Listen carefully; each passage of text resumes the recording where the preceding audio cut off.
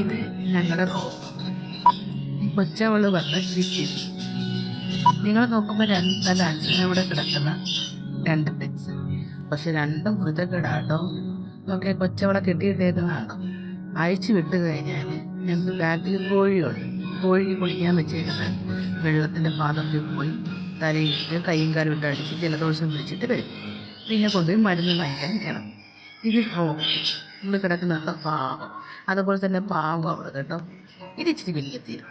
ഇവർക്കിപ്പോൾ ഒരു 3-4 മാസം ആവുന്നതേ ഉള്ളൂ. ഇവർക്ക് ടോക്കിക്ക് ഇപ്പോൾ 7 വയസ്സായി. 7 വയസ്സായിട്ടുണ്ട്.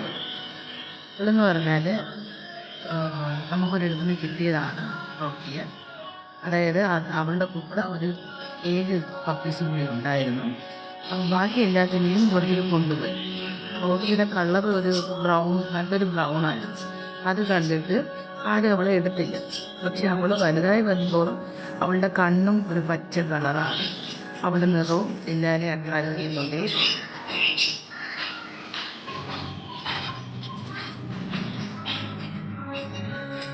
അവളെ കണ്ണ് കണ്ടു.